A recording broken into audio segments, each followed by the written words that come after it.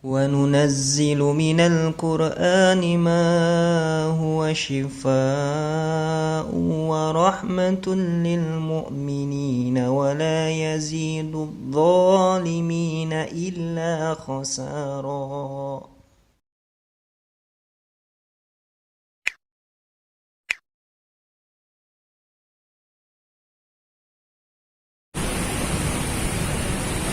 Sangat berbeda kita mengenal manusia dengan mengenal Allah. Manusia kita kenal dengan indera kita, dengan pandangan kita, dengan mata kita. Begitulah cara kita mengenal manusia. Adapun Allah Subhanahu wa Ta'ala, maka Allah tidak bisa dikenali dengan indera-indera kita. Kita tak bisa mengenal Allah dengan mata kita atau dengan telinga kita.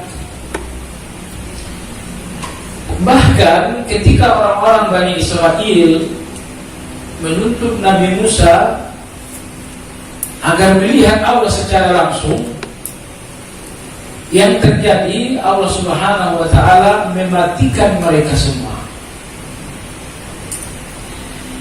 Begitu kemurkaan Allah terhadap orang-orang yang ingin mengenal Allah dengan pandangan. Jangankan manusia biasa, Musa alaihi salam juga pernah menuntut Allah untuk bisa melihat Allah secara langsung. Anda lihat kisahnya dalam surat Al-A'raf. Ternyata Allah Subhanahu wa Ta'ala pun tidak mengabulkan permintaan Nabi Musa. Meskipun Allah tidak mengecewakan Nabi Musa, tapi permintaan Nabi Musa itu tidak terlaksana. Nabi Musa alaihissalam berkata, Rabbi arini anzur ilaik. Ya Allah, nampakkan dirimu, aku ingin melihatmu. Ulama-ulama kita berkata, setelah beberapa kali Nabi Musa berbicara dengan Allah, Nabi Musa berbicara dengan Allah saat pulang dari Madian menuju Mesir. Nabi Musa alaihissalam berbicara dengan Allah di Bukit Tursina. Setelah beberapa kali Nabi Musa berbicara dengan Allah, akhirnya muncul satu keinginan yang tidak bisa ditahan. Rabbi arini anzur ilaik. Ya Allah, nampakkan dirimu, aku gak sabar ingin melihat. Allah Subhanahu wa Ta'ala berfirman, lan tarani. Wahai Musa, kau tidak punya kemampuan untuk melihat aku. Walakin inzur ilal jabal. Namun demikian, perhatikan gunung di sampingmu. Fa in istaqarra makanahu fasawfa tarani. Apabila gunung itu tetap di tempatnya, tidak sedikit pun perubahan terjadi, berarti engkau bisa melihat aku. Falamma tajalla rabbuhu liljabal ja'alahu dakkan wa kharra Musa sa'iqa. Ketika Allah Subhanahu wa Ta'ala menyingkap hijab, wanita-wanita berhijab dengan kain sehingga aurat mereka tertutup. Dan Allah Subhanahu wa Ta'ala menghijab dirinya dengan cahaya. Jangankan kita manusia, malaikat pun tidak ada yang melihat Allah. Ketika Allah menyingkap hijab, yaitu cahaya hijab ini terpantul ke gunung besar di samping Nabi Musa. Apa yang terjadi? Terjadilah gempa yang sangat dahsyat. Akhirnya Nabi Musa alaihissalam pingsan. Walhasil, tidak mungkin mengenal Allah dengan pandangan mata. Ada satu catatan yang bagus dari Imam Ibnu Taimiyah, kenapa manusia tidak ada yang bisa melihat Allah. Bani Israel tidak bisa melihat Allah, bahkan Nabi Musa tidak bisa melihat Allah, malaikat-malaikat pun tidak bisa melihat Allah. Kenapa demikian? Syekhul Islam Ibnu Taimiyah rahimahullah berkata, Allah adalah zat yang maha abadi.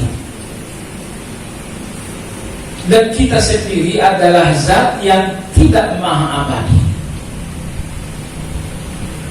Maka pandangan mata dari zat yang tidak abadi ini tidak akan mampu menemukan zat yang maha abadi. Maka besok setelah orang-orang yang beriman ini sampai di surga, Allah memberikan mereka keabadian di surga. Saat itulah mereka bisa melihat Allah. Wah. Di surga kita abadi, insya Allah kalau masuk surga. Yang membuat nikmat surga itu menjadi nikmat adalah keabadian. Dan yang membuat nikmat dunia ini tidak abadi karena enggak, membuat nikmat dunia ini kurang nikmat karena enggak abadi. Setelah di surga Allah berikan keabadian kepada orang-orang yang beriman, saat itulah manusia bisa melihat Allah. Maka terjadilah apa yang difirmankan Allah dalam Al-Quran, wujuhun yawma idzin nadhirah ila rabbiha nadhirah.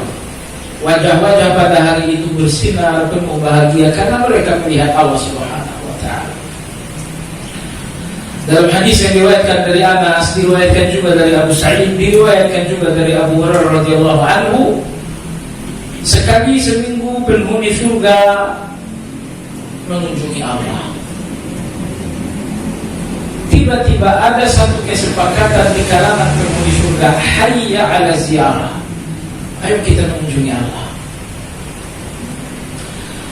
Maka seluruh penghuni surga mengunjungi Allah di tempat yang biasanya mereka bertemu dengan Allah. Mereka melihat Allah, Allah pun menampakkan dirinya. Subhanallah. Setelah mereka bertemu dengan Allah, penghuni surga kembali ke rumah, ke istana, bertemu dengan istri dan bidadari-bidadari. Ternyata istri dan bidadari mengatakan, kamu tidak seindah yang tadi. Keindahanmu yang sekarang jauh luar biasa daripada keindahan yang tadi. Tadi kamu ganteng, kamu cakap, kamu luar biasa, tapi sekarang kamu jauh lebih indah. Allahu Akbar. Jadi gak ada yang membosankan di surga.